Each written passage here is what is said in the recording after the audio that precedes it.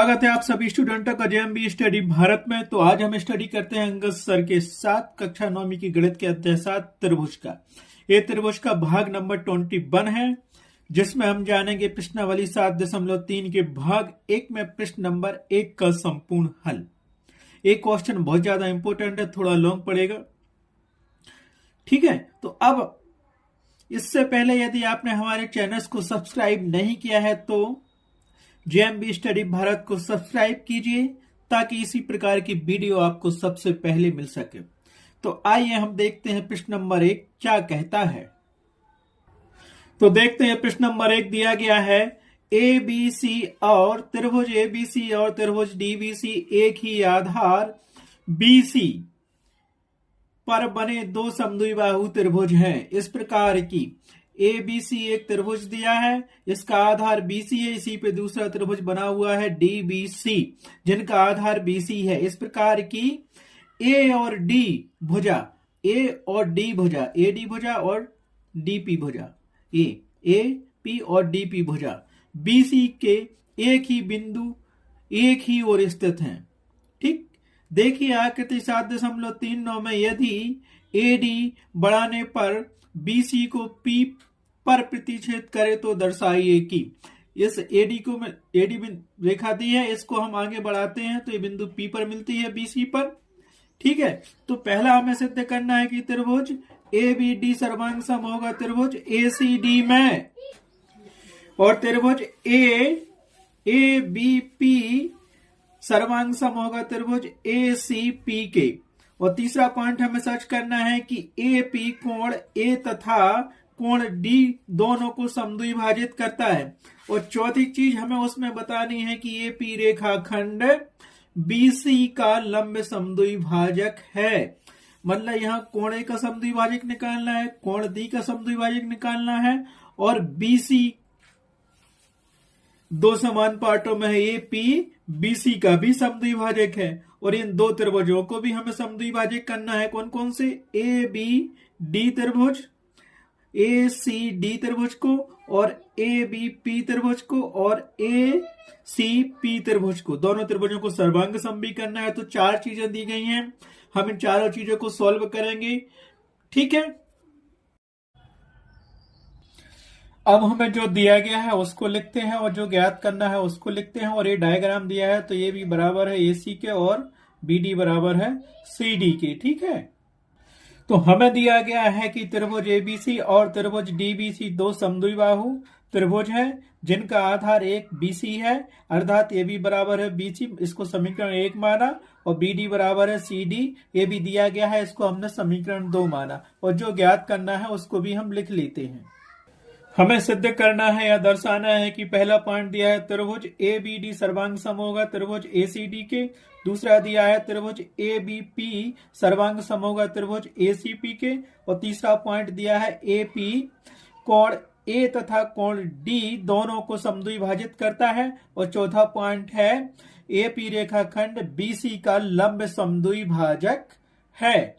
ठीक है, तो हम पहले एक पॉइंट को हल करेंगे, फिर दूसरा करेंगे, फिर तीसरा, फिर चौथा, देखते जाना। यानी 1 और 2 से जो समीकरण बनेंगे उन्हीं का यूज हम तीसरे पॉइंट में और चौथे पॉइंट में करेंगे CPCT से। ठीक है, तो हम लिखते हैं अब उपपत्ति और इसको हल करते हैं। तो हमने क्या लिखा? पहला उपपत्ति के रूप में अब त्रिभुज ABD और त्रिभुज ACD में। तो त्रिभुज ABD क्या है? त्रिभुज ABD A वाला त्रिभुज। दूसरा हमें दिया है त्रिभुज ACD में A वाला त्रिभुज। ठीक है, इसी में हमें इन दोनों त्रिभुजों को क्या करना है? सर्वांग सम करना है। तो इसको हम बना लेते हैं दो त्रिभुज में। एक हमारे पास A दिया गया है, ये पॉइंट दिया गया है, ये कौन सा है? ये A, यहां से ये डला हुआ है और इनको मिला दिया। ये हमारे पास D पॉइंट है, ये B पॉइंट है और ये पॉइंट है। दूसरा इसी में हमारे पास A दिया है, ये D है और ये A है, और ये मिल गया ऐसा। तो ये C पॉइंट है। वो कह रहा है कि A भुजा और A भुजा बराबर है, और ये भी कह रहा है कि A भुजा बराबर है। AD दोनों में कॉमन आ रहा है तो हो जाएगा सिद्ध। ठीक है, तो इन दोनों त्रिभुजों को हमें क्या सर्वांग सम करना है। तो देखो इसमें पॉइंट कौन कौन से मिलते हैं। सबसे पहले देखेंगे AB भुजा बराबर है AC भुजा की, क्योंकि ये तो हमें क्वेश्चन में ही दिया गया है, तो इसको लिख लेते हैं। पहले पॉइंट में हमें दिया गया है कि ए बी साइड बराबर है ए सी साइड के, ये दिया गया है। क्या दिया गया है? समद्विबाहु त्रिभुज है तो उनकी दोनों साइड है आपस में बराबर होती हैं। दूसरा पॉइंट हमें क्या दिया गया, आप देखो यहां से बी डी और सी डी ये भी बराबर हैं, क्योंकि वो भी एक त्रिभुज दिया है, त्रिभुज में दी है। ठीक है, दूसरा पॉइंट हमें दिया गया सर्वांग संख्या के लिए, तो हम लिखेंगे कि यहां से बी डी बराबर है सी डी के।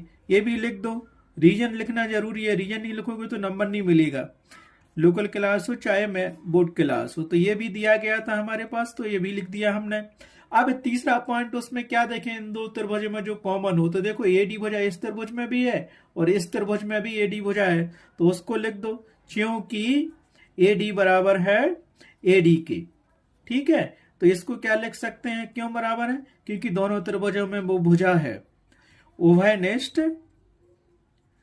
उभयनिष्ठ या कॉमन साइड है, तो इसको लिख दिया उभयनिष्ठ भुजा है। तो पहली साइड है, दूसरी साइड ए बी बराबर ए सी, पहली भुजा, दूसरी भुजा बी डी बराबर सी डी भुजा है, तीसरी भी ए डी बराबर ए डी भुजा है। तो हम क्या कह सकते हैं, सर्वांग समता का कौन नियम लग रहा है, तो इसको हम लिखेंगे, इसीलिए देखो भुजा भुजा भुजा, या फिर इसको ऐसा लिख दो साइड साइड साइड। ठीक है, सर्वांग समता नियम से, सर्वांग समता नियम से। ठीक है, ये लिख दिया हमने सर्वांग समता नियम से। क्या हो गया सर्वांग समता नियम से, ये त्रिभुज दिया ना ए बी डी और ए सी डी, इसीलिए क्या होंगे सर्वांग सम नियम से ये दोनों त्रिभुज क्या होंगे, त्रिभुज ए बी डी सर्वांग सम है त्रिभुज। तो यहां से क्या लिख गया, भुजा भुजा सर्वांग समता नियम से हम कह सकते हैं कि त्रिभुज ए बी डी सर्वांग सम है त्रिभुज ए सी डी के, तो त्रिभुज ए सी डी के, तो इसको लिख दो त्रिभुज ए सी डी। ठीक है, और यही हमें सिद्ध करना था, तो इसको हमने क्या लिख दिया, इसको लिख दिया यही सिद्ध करना था। क्या करना था, यही सिद्ध करना था।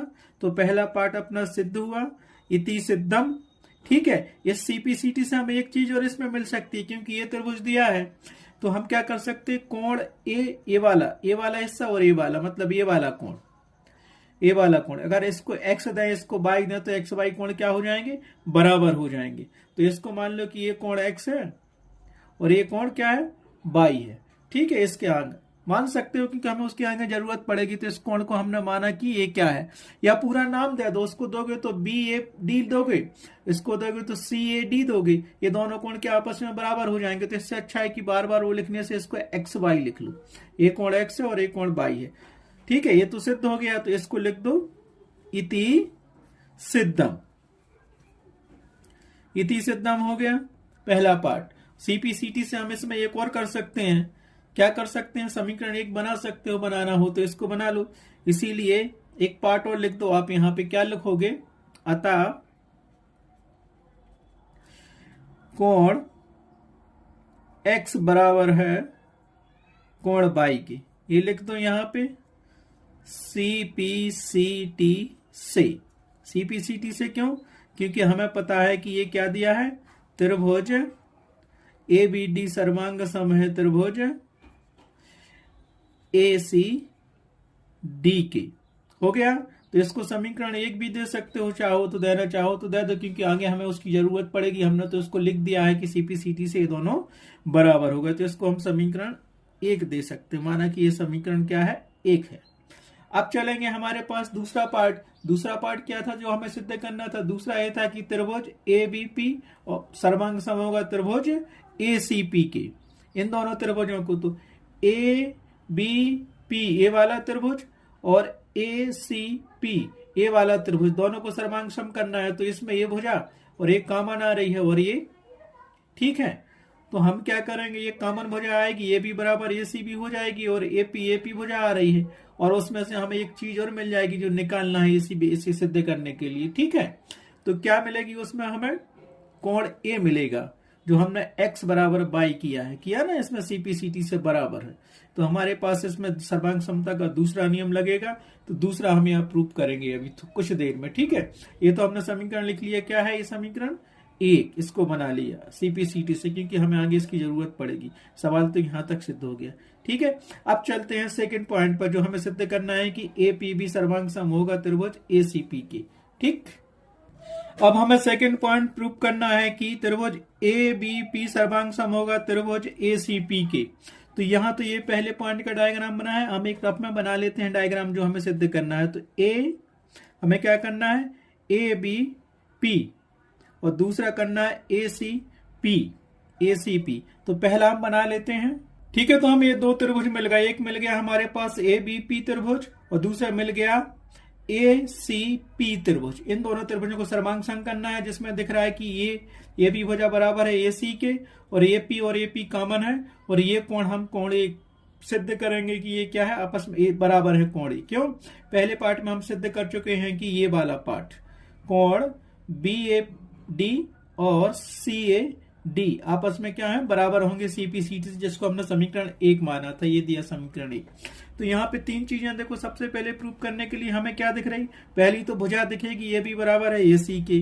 तो इसमें आप ये लिख सकते हो, इसमें भी लिख सकते हो कि क्योंकि हमें दिया है कि भुजा ये भी बराबर है ए सी के, और इसको लिख दो रीजन में क्यों है ये दोनों बराबर, क्योंकि हमें क्वेश्चन में दिया ही है कि ये समद्विबाहु त्रिभुज है। दूसरा पॉइंट क्या चलेगा हमारे पास, यहाँ पे ये बताओ जल्दी से क्या चलेगा दूसरे पॉइंट में हमारे पास, ये कोण बी ए पी और सी ए पी, जिसको हमने एक्स और बाई माना है, इसको एक्स माना था और इसको बाई माना था, ये दिया एक्स और ये बाई।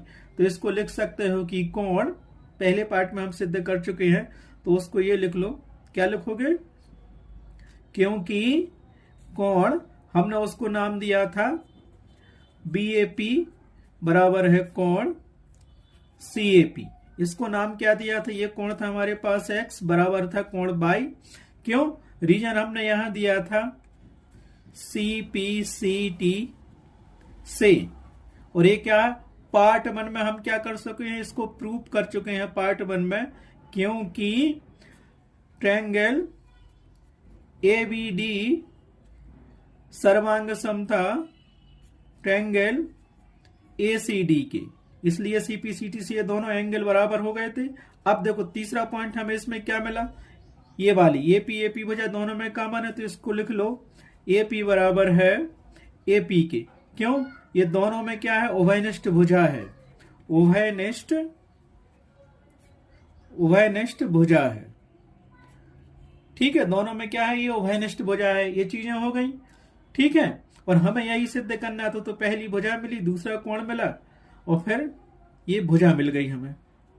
इसको या तो लिख दो समीकरण 1 से भी लिख सकते हो, पार्ट 1 मतलब समीकरण 1 हमने बनाया था ना, समीकरण 1 से, उसको समीकरण 1 नाम दिया था। तो हमें जो सिद्ध करना था, तो सर्वांग सम, कौन सी सर्वांग समता का नियम लगता है, इसीलिए नियम लग रहा है हमारे पास, देखो भुजा कोण भुजा, इसको बोलते हैं SAS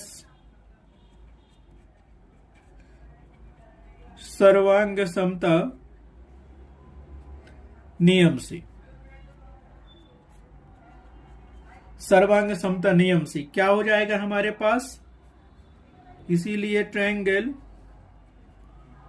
ABP सर्वांग सम होगा त्रिभुज ACP के। ठीक है, यही सिद्ध करना था हमें, इसमें यही सिद्ध करना था। सो इस सेकंड पार्ट को लिख दो आप, क्या लिख दो सेकंड पार्ट को, आप लिख दो सेकंड पार्ट को इति सिद्धम, लिखो इसको इति सिद्धम, लिख दिया।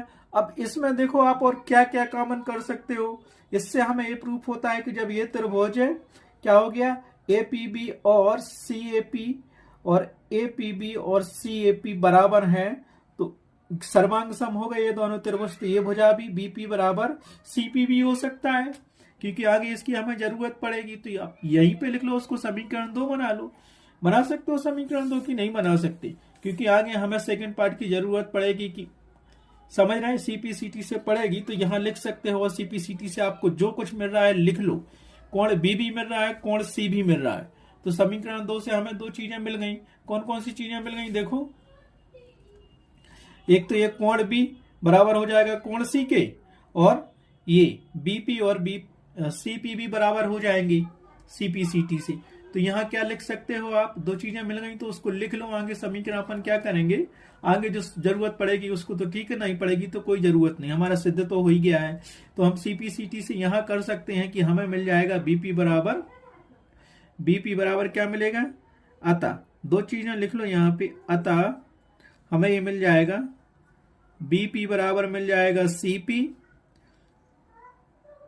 काय से मिलेगा, सीपीसीटी से। क्यों, क्योंकि यहां ये दोनों त्रिभुज बराबर हो गए ना, ए बी पी सर्वांग सम हो गए ना, ये दोनों त्रिभुज ए सी पी के। जब दोनों त्रिभुज सर्वांग सम होते हैं तो उनके संगत भाग भी बराबर होते हैं। आया समझ में।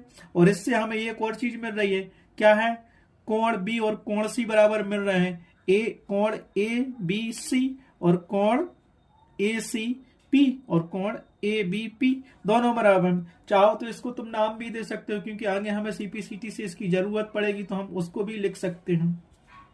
ठीक है। अब इसको अपन मान लेते हैं कि ये क्या है, इसको देख सकते हैं अगर चाहो तो। ये नीचे वाला कोण 90 है, ये वाला कोण माना अपन ने, क्या मान लिया इस कोण को, बताओ आप क्या माना उस कोण को।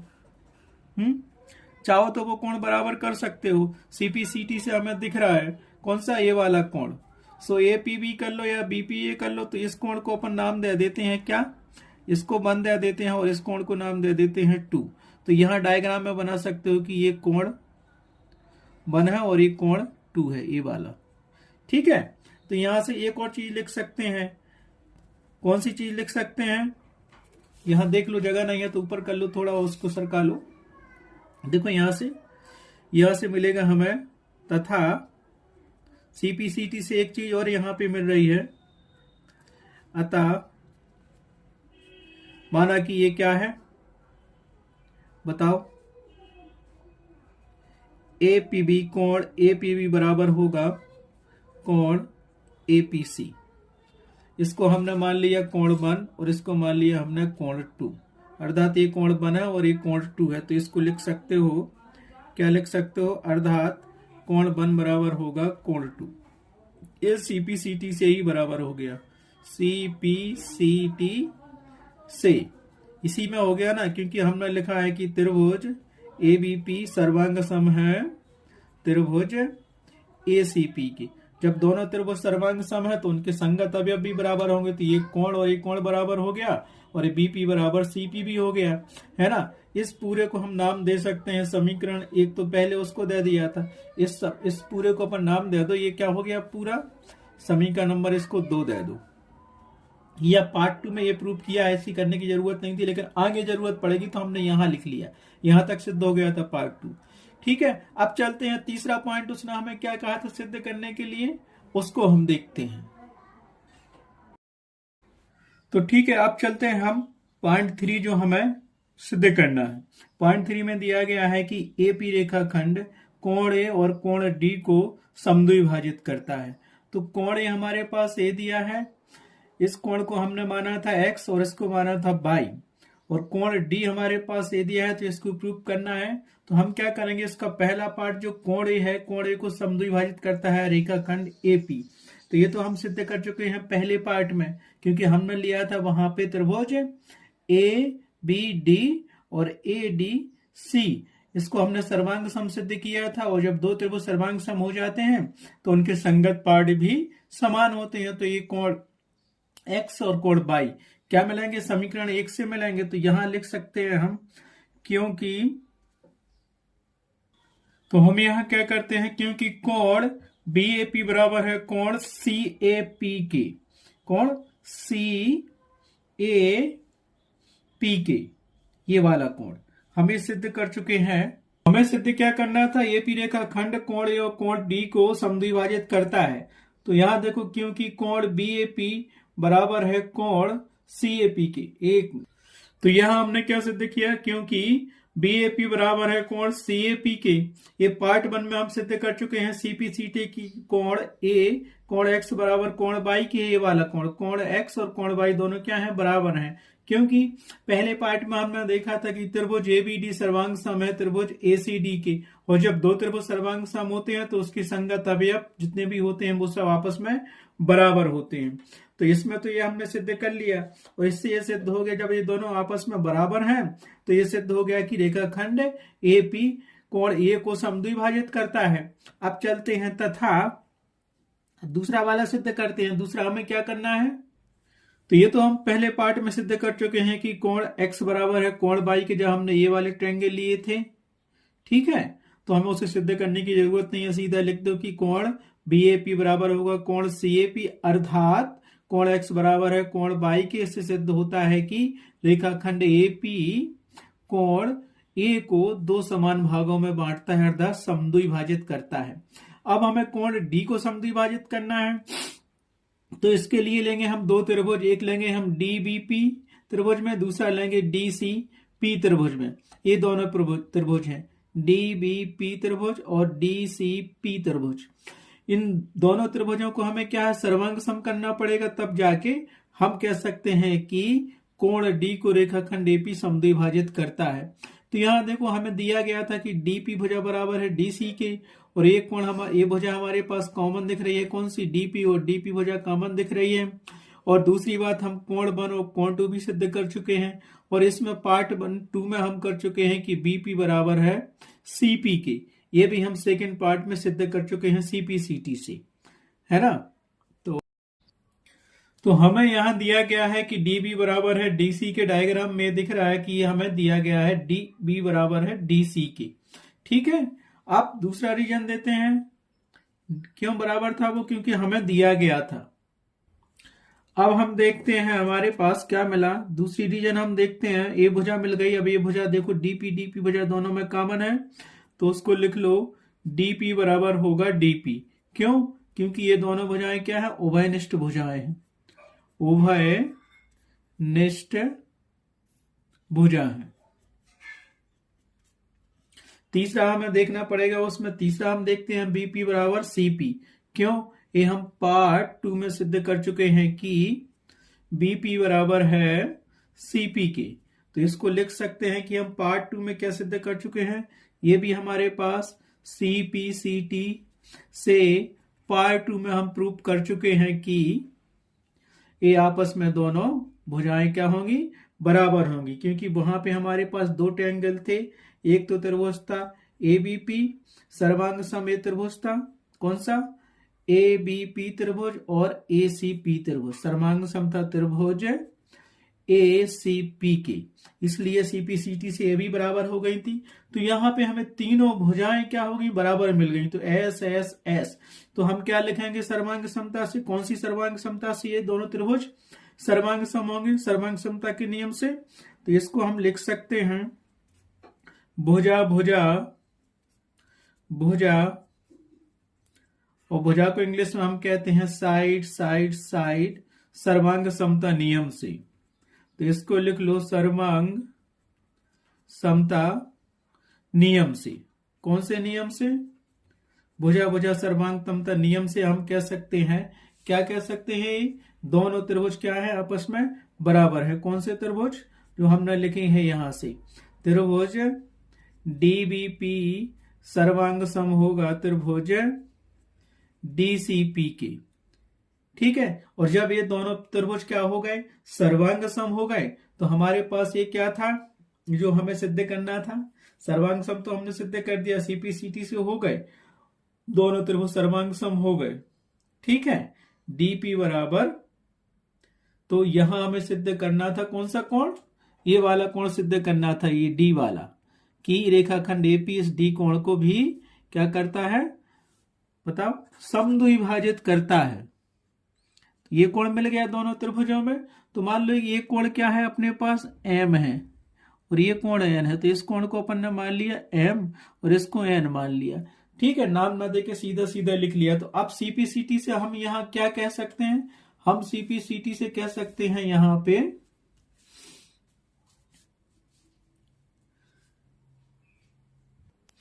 इसीलिए CP/CT से हम कह सकते हैं कि कोण M बराबर होगा कोण N की। क्यों, CPCT से।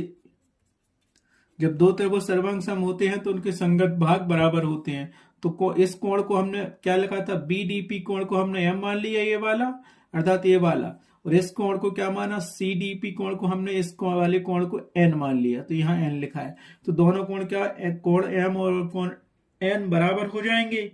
अतः इससे सिद्ध क्या होता है, जब ये दोनों कोण बराबर आ रहे हैं तो ये सिद्ध होता है कि ये रेखाखंड AP कोण D को भी समद्विभाजित करता है। तो हम लिख सकते हैं, अतः एक समीकरण हमारे पास था कोण X और कोण Y बराबर, दूसरा हमें ये मिल गया था कोण M बराबर कोण N। अतः हम कह सकते हैं कि रेखाखंड AP, अतः रेखाखंड AP कोण A व कोण D का समद्विभाजक होगा। समद्विभाजक का मतलब होता है दो समान भागों में बांटना, समद्विभाजक होगा। तीसरे पार्ट में हमें यही सिद्ध करना था, तो इसको लिख दो, इति सिद्धम। तीसरा पार्ट सिद्ध हो गया। अब चलते हैं नेक्स्ट इसी क्वेश्चन के चौथे पार्ट पे। चौथा पार्ट क्या पूछ रहा था वो हम देखते हैं। तो चौथा पार्ट हमें सिद्ध क्या करना है, AP रेखाखंड BC का लंब समद्विभाजक है, मतलब इस BC का लंब समद्विभाजक क्या है, AP है। और जब ये लंब समद्विभाजक होता है तो ये कोण दोनों कोणों का योग कितने के बराबर होता है, 180 अंश के बराबर होता है।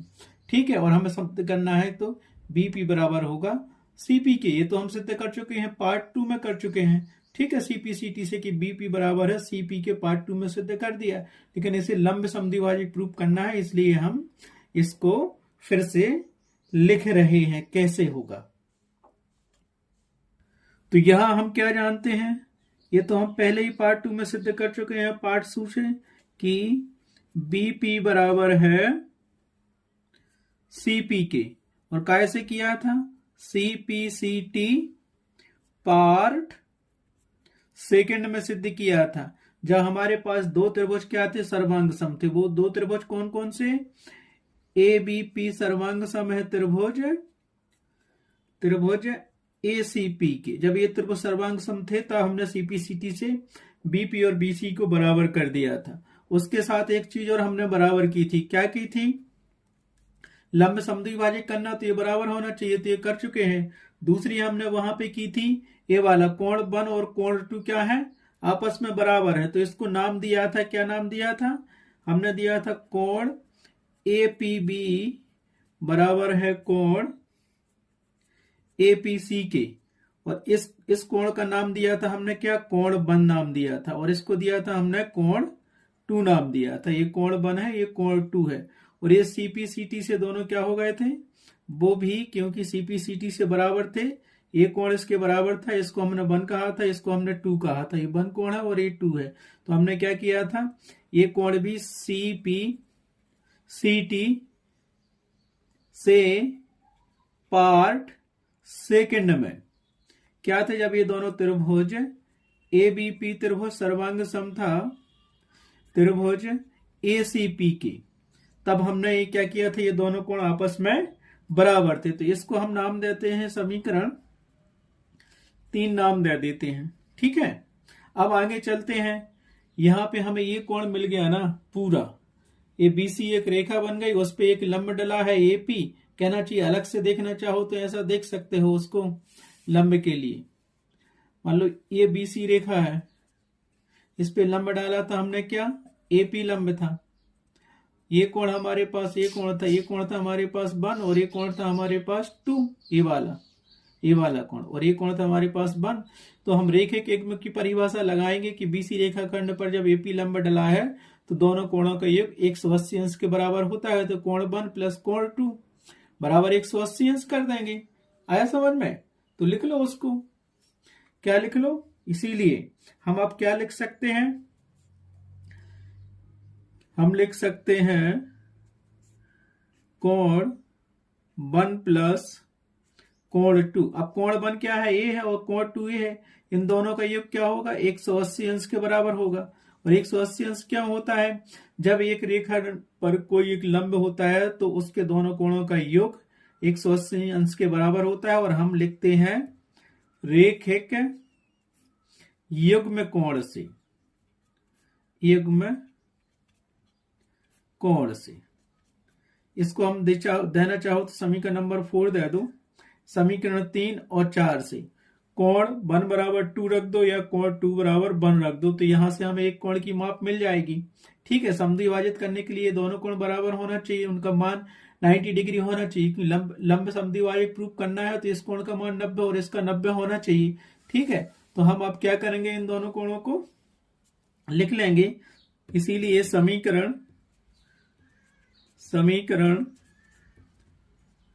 3 व समीकरण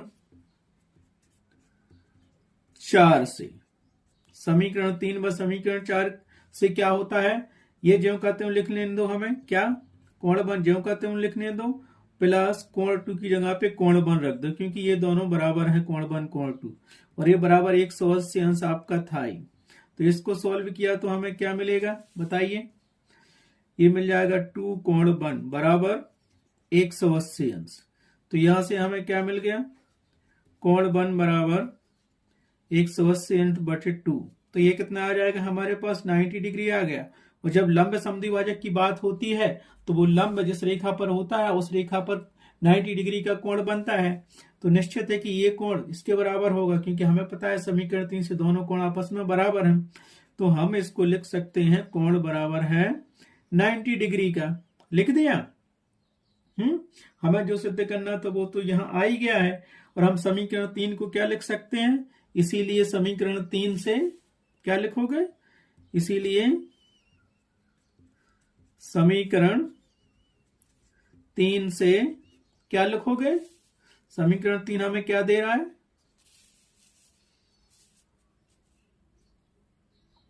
बताइए समीकरण 3 क्या है। समीकरण 3 तो यही है ना हमारे पास, समीकरण 3 कोण 1 बराबर कोण 2। अब कोण 1 हमारा यही था BPA और CPA, है ना, तो ये 1 का बराबर होगा, तो इसके कोण BPA बराबर होगा कोण CPA के, मतलब कोण 1 बराबर होगा कोण 2 के, अर्थात कोण 1 बराबर है कोण 2 के, और ये दोनों क्या है 90 डिग्री के बराबर है। इसको चाहो तो ऐसा भी लिख सकते हो, कोण 1 का मान क्या होता है, कोण BPA बराबर होगा कोण CPA, दोनों के बराबर क्या है 90 डिग्री। दोनों कोण तुम्हारे बराबर आ गए, इससे सिद्ध हो जाता है कि AP रेखाखंड भुजा BC का लंब समद्विभाजक होगा। तो हम लिख दो, अतः AP रेखाखंड भुजा BC का लंब समद्विभाजक होगा।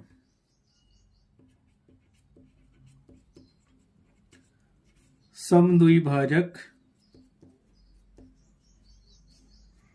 होगा। इस चौथे पार्ट में हमें यही सिद्ध करना था कि AP BC का लंब समद्विभाजक है, तो इसको भी लिख दो, इति सिद्धम। इस प्रकार से प्रश्नावली 7.3 का पहला क्वेश्चन कंप्लीट हुआ। ये सबसे बड़ा क्वेश्चन था, इसमें 4 क्वेश्चन समाहित थे। आपको समझ में आ गया होगा। पार्ट बाय पार्ट इस क्वेश्चन को आप सॉल्व करना, कहां से क्या आया है, CPCT का यूज हुआ है पहला पॉइंट, और सेकंड पॉइंट का बार बार यूज हुआ है पॉइंट 3 को सॉल्व करने में और पॉइंट 4 को सॉल्व करने में। नेक्स्ट क्वेश्चन के लिए हम देखेंगे next video. Thanks for watching my video.